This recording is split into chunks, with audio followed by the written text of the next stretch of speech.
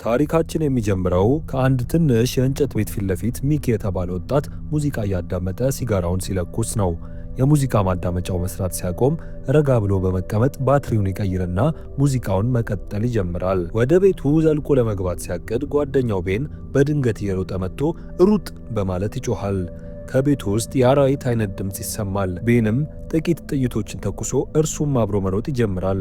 በዚያች ከተማ ውስጥ የዞምቢ ወረርሽኝ ከተከሰተ ጥቂት ወራት ሆኖታል። አሁን ቤንና ሚኪ መድረሻ የሌለው ጉዞ ይጓዛሉ። ሁለቱም የቀድሞ የቤዝቦል ተጫዋች ሲሆኑ ቤን ዞምቢዎቹን በቤዝቦል ዱላ በመግደል ረገድ በጣም የተካነ ነው። ሚኪ ግን ገና ከመዋጋት ጋር አልተላመደም። ባገኙት አጋጣሚ ሁሉ ስንቅ ይሰበስባሉ። አስተማማኝ በሚመስል ቦታ ላይም እያረፉ የህይወትን ትርጉም ለመረዳት ይሞክራሉ። አንድ ቀን ሚኪ የሎተሪ ካርዶችን ሲፍቅ $1000 እንደደረሰው አይቶ በደስታ ይጮሃል። ነገር ግን ቤን አሁን ሎተሪ የሚባል ነገር የለም ብሎ ደስታውን ያበላሽበታል። ቤን ከካርታ ይልቅ ቢንጎ ተጫወት ብሎ ይነግረዋል። ሚኪ ግን ብዙም ፍላጎት የለውም። ቤን ግን ቤዝቦልን መውደድ እንዳለባቸው በማስታወስ ያሳምነዋል። ጉዟቸው ይቀጥልና በጫካ ውስጥ ሌላ ቤት ያገኛሉ። ቤን መጀመሪያ ገብቶ ቤቱ ባዶ መሆኑን ካረጋገጠ በኋላ ያርፋሉ። በቤቱ ውስጥ ጠቃሚ ነገር ስላልነበር ቤን ለራት የሚሆን አሳ ለማጥመድ ይሄዳል። ሚኪ ግን ምንም ግድ ሳይሰጠው በቦርሳቸው ያለውን የታሸገ አሳ ያወጣል። ቤንም እሳት እንዲያያይዝ ይነግረዋል። ይሁን እንጂ ሚኪ የጆሮ ማዳመጫውን አድርጎ ጥሏቸው ይሄዳል። ቆይቶም ቤን ገሏቸው የነበሩትን ጥቂት የዞምቢ አስክሬኖች ሲያይ ሚኪ ይደነግጣል። ምክንያቱም ቤን በጫካ ውስጥ ዞምቢዎች አይኖሩም ብሎት እንደነበር ያስታውሳል። ቤን ግን እኔ ያልኩት ዞምቢዎች በብዛት አይኖሩም ነው በማለት ያርመዋል። ይህም እስካሁን እውነት ሆኖ ቆይቷል። ጥቂት ማይሎችን ከተጓዙ በኋላ ሁለቱም አንድ የተተወ መኪና ያገኛሉ። ቤን የመኪናውን በር ሲከፍት አንድ ዞምቢ ይወጣባቸዋል። ቤንም በፍጥነት ጭንቅላቱ ላይ ተኩሶ ይገለዋል። ከዚያም መኪና ውስጥ ይገባል። ነገር ግን በውስጡ ባለው መጥፎ ሽታ ይጸየፋል። እንደ ዕድል ሆኖ መኪናው ስለሚሰራ ጉዟቸውን በእርሱ ይቀጥላሉ። አሁን በመንገዱ ላይ በምቾት እየተጓዙ አካባቢውን በመቃኘት ላይ ናቸው። አንድ ቀን ከሰዓት በኋላ ሚኪ የቀድሞ ፍቅረኛውን ያስታውስና ወደ ቤቷ እንዲሄዱ ቤንን ያሳምነዋል። ቤን ዞምቢዎች መኖራቸውን ሲያረጋግጥ፣ ሚኪ ግን የፍቅረኛውን ሙዚቃ ያዳምጣል፣ እንዲሁም የውስጥ ልብሷን ያሸታል። በመጨረሻም የውስጥ ልብሷንና ሽታዋን ይዞ ይወጣል። በጋራጅ ውስጥ ቤን አንዳንድ ጠቃሚ መሳሪያዎችንና 2 ራዲዮኖችን ያገኛል። ሚኪ ደግሞ የጥርስ ብሩሾቹን ያገኛል። ከብዙ ጊዜ በኋላም ጥርሳቸውን መቦረሽ ቻሉ። በመቀጠልም ቤን የመኪናውን የኋላ በር በማስተካከል አንሶላና ትራስ የተሞላበት ሰፊ የመኝታ ቤት ይሰራል። ሚኪ በዚህ ቤት ውስጥ መቆየት ይፈልጋል። ቤን ግን አይስማማም። በመካከላቸው ክርክር ሲነሳ ቤን ለ5 ወራት በአንድ ቤት ውስጥ ተዘግተው ስንቅ እንዳላቀበላቸው፣ መጀመሪያ የውሻ ምግብ በኋላም ውሻውን ራሱን ለመብላት እንደተገደዱ ሚኪን ያስታውሰዋል። በሚኪ ቤተሰቦች ላይም የሆነው ይሄ ራሱ ነው።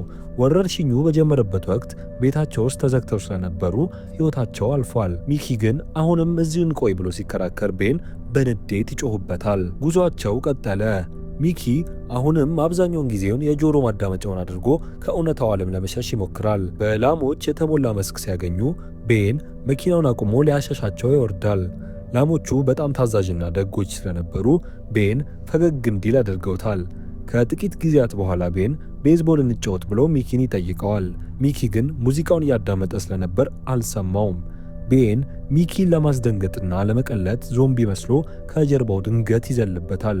ሚኪም በድንጋጤ ክው ይላል። ቤን የጆሮ ማዳመጫውን አድርጎ መዞሩ ለሞት እንደሚዳርገው ለሚኪ ያስጠነቅቀዋል። በመቀጠልም ሚኪ የራዲዮኖቹን ባትሪ ቀይሮ አንዱን ለቤን ይሰጠዋል። ይህም ምን ያህል ርቀት እንደሚሰራ ለመፈተሽ ነበር። መሳሪያዎቹ በትክክል እየሰሩ ሳለና ሁለቱ እየተቀላለዱ ባለበት ወቅት በድንገት የሌሎች በሕይወት የተረፉ ሰዎች ምልክት ይገባባቸዋል። አኒ የተባለች ሴትና ፍራንክ የተባለ ሰው ስለ አንድ ካምፕ፣ ስለ ግብይት፣ አልፎ ተርፎም ስለ ፊልም እይታ ሲያወሩ ይሰማሉ። ሚኪ ለጥቂት ጊዜ ካመነታ በኋላ ግንኙነት ያደርግና እርሱና ቤን ካምፑን መቀላቀል ይችሉ እንደሆነ ይጠይቃቸዋል።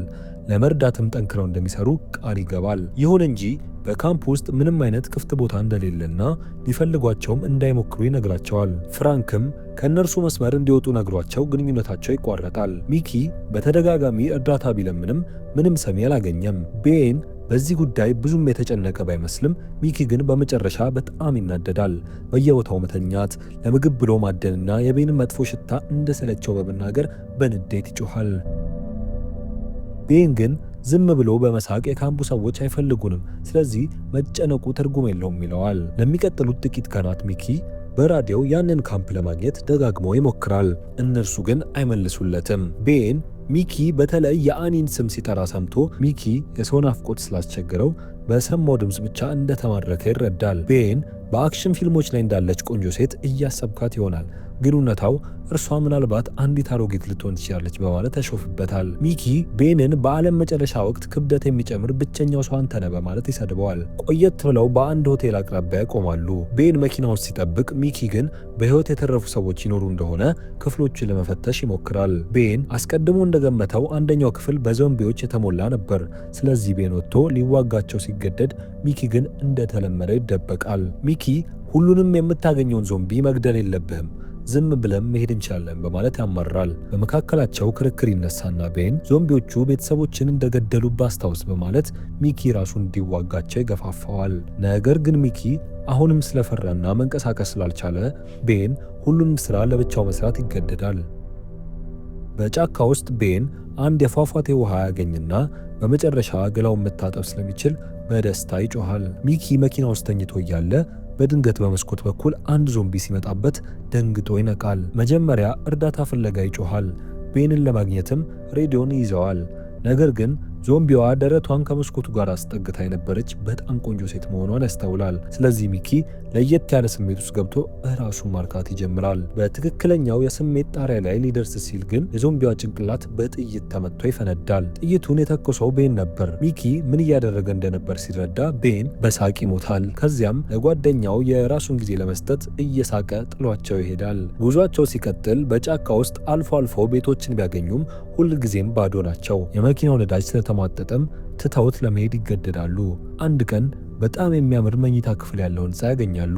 ሚኪ በእውነተኛ አልጋ ላይ መተኛት ስለፈለገ የለም የሚል መልስ እንደማይቀበልና እዚህ እንደሚያድሩ ይነግረዋል። ሆኖም ዕቃዎቹን ማውጣት ሲጀምር የጆሮ ማዳመጫው እንደጠፋ ያስተውላል። ሚኪ በፍጥነት ወደ ውጭ ሲወጣ ቤን ሙዚቃ እያዳመጠ ቀስት ሲሰራ ያገኘዋል። ሚኪ ማዳመጫውን እንዲመልስለት ቢጠይቀውም ቤን እምቢ ይላል። ቤን ለማምለጥ አስቸጋሪ በሆነ ክፍል ውስጥ መተኛት ከፈለክ ትኩረትህ ሊከፋፈል አይገባም በማለት ያስረዳዋል። ቤን ለሁለቱም ለመዋጋት ስለሰለቸው ሚኪ እንዲነቃ ይፈልጋል።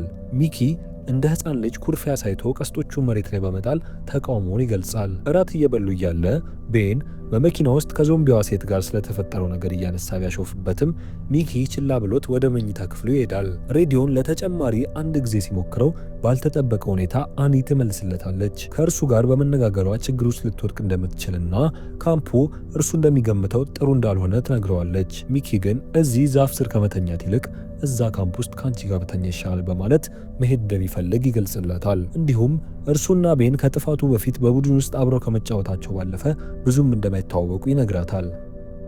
አኒ ሚኪ በጣም ታማራለህ ብላው ግንኙነቱን ታቋርጣለች።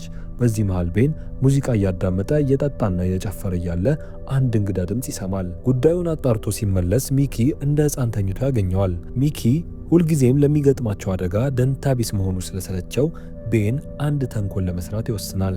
የቤዝቦል ዱላውን አልጋው ላይ ትቶለት ቀደም ብሎ ወጥመድ ውስጥ ወዳስገባው ዞምቢ ወደ ጫካው ይሄዳል። ቤን ዞምቢውን እየጎተተ ወደ ሚኪ ክፍል ይወስደዋል። ከዚያም በሩን ከመቆለፉ በፊት ሚኪ እንዲነቃ ይጮህበታል። ሚኪ በድንጋጤ ለእርዳታ ቢጮህም ቤን ግን ራሱን መከላከል መማር እንዳለበት ይነግረዋል። ከብዙ ትግል በኋላ ሚኪ በመጨረሻ በቤዝቦል ዱላው ዞምቢውን ይገለዋል። ቤን በሩን ከፍቶ በሚኪ ቢኮራም ሚኪ ግን በንዴት በጓደኛው ላይ ዘሎ በመውጣት ጥቂት ቦክሶችን ያወርድበታል። ከዚያም ጥሎት ይወጣል። ቤን በጫካ ውስጥ ሚኪ በሐዘን ተሰብሮ ያገኘዋል። ሚኪ ከአኒ ጋር ስላደረገው ንግግር ይነግረዋል። ቤንም ወደ ቤቱ ይመልሰዋል። ገላቸውን ከታጠቡ በኋላ ቤን በቤዝቦል ጨዋታና በሚያስቁ ድምጾች ሚኪን ለማስደሰት ይሞክራል። እንዲሁም አኒ በራዲዮ የተሰማች ድምጽ ብቻ መሆኗን ያስታውሰዋል። ከዚያ ጊዜ ጀምሮ ሚኪ ይበልጥ ትኩረት መስጠትና ቤንን መርዳት ይጀምራል። አሳ ለማጥመድ ይሄዳል። እንዲሁም ከቤን ጋር ለመጫወት ሲል ሙዚቃ ማዳመጡን ይቀንሳል። አንድ የአፕል ተክል ቦታ ሲያገኙ ብዙ አፕል ይበላሉ። በዚያም ቤዝቦል ይጫወታሉ። በመጨረሻም ሁለት መኪኖች ያገኛሉ። ነዳጁንም ከአንዱ ወደ ሌላው ለመገልበጥ ይሞክራሉ። ሚኪ የመኪናው ሞተር ገና ትኩስ መሆኑን ያስተውላል። ይህም ማለት የመኪናው ባለቤቶች በአቅራቢያው አሉ ማለት ነው። ቤን ሄሎ እዚያ አካባቢ ሰው አለ እያለ ቢጮህም ማንም ስለማይመልስ ነዳጁን መውሰድ ይጀምራል። በድንገት ጄሪ የተባለ ሰው ከጀርባው ሚኪን አስደንግጦ በቢላዋ ይዘዋል። ወደ አሪዞና መሄድ ስለሚፈልግ የመኪናው ቁልፍ እንዲሰጡት ይጠይቃቸዋል። ቤን ሽጉጡን አውጥቶ ቁልፉ በእጁ እንደሌለ ይናገራል።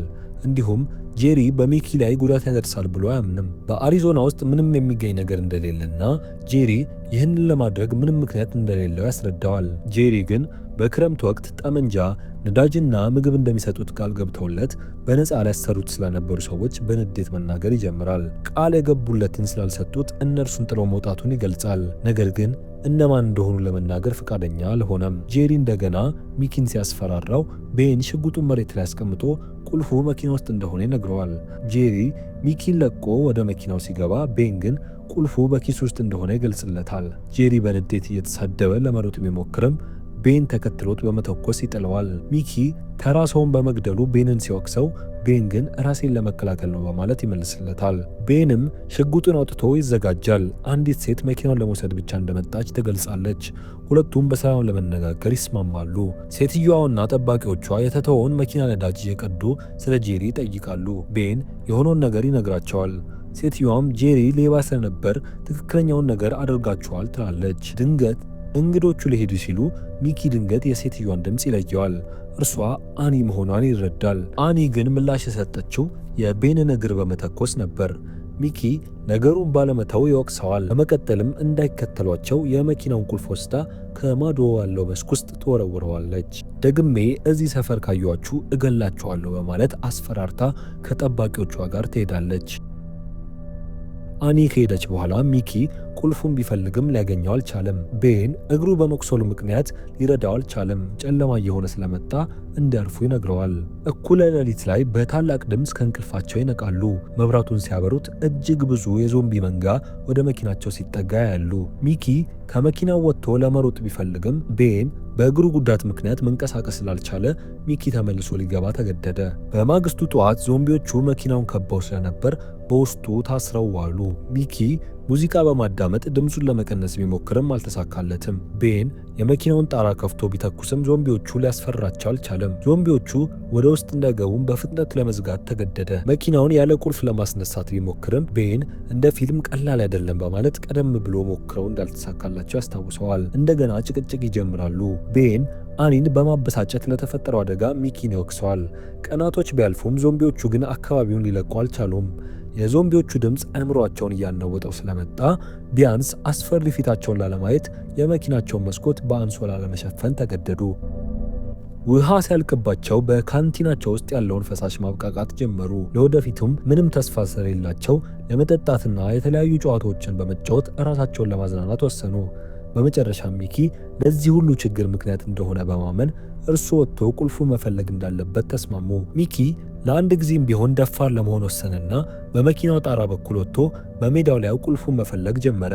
ለሚቀጥሉት ጥቂት ደቂቃዎች ቤን ሲጋራውን እያጨሰ ከመጠበቅ ውጪ ምንም ሊያደርግ አልቻለም። በመጨረሻም ሚኪ ስሙን ሲጠራ ሰማውና ቤን በፍጥነት ጣራውን ከፈተለት። ይሁን እንጂ ሚኪ ዞምቢ እንደነከሰው ሲናገር ሁለቱም በታላቅ ድንጋጤ ተሰበሩ። ሚኪ በጣም እንደፈራና ምን ማድረግ እንዳለበት ግራ እንደገባው ሲገልጽ፣ ቤን ግን ሽጉጡን አውጥቶ ከመኪናው እንዲወጣ ጠየቀው። ሚኪ ለመዳን እድል እንዲሰጠው በመለመን አልወጣም ሲል ቤን ተኩሶ ገደለውና በከባድ ሐዘን ጮኸ። ከዚያም ቤን ለሚኪ ሞት ተጠያቂ እርሷ መሆኗን በመግለጽ ካገኛት እንደሚገላት በመዝለፍ ለአኒ መልእክት ላከ። ለተከታታይ ቀናት መኪና ውስጥ መትረፉን ቀጠለ። ለ5 ወራት በአንድ ቤት ውስጥ ተዘግቶ ከቆየ በኋላ አሁን ደግሞ በመኪና ውስጥ መታሰሩ አስገራሚ ሆኖበታል። በመጨረሻም በዚህ ሁኔታ መኖር ስለሰለቸው በውጭው ዓለም ለመትረፍ መሞከር እንዳለበት ወሰነ። የሚኪን የጆሮ ማዳመጫ አድርጎ መንገድ ላይ መጓዝ ሲጀምር የዞምቢዎቹ መንጋ እየተከተሉት ታሪኩ ያበቃል።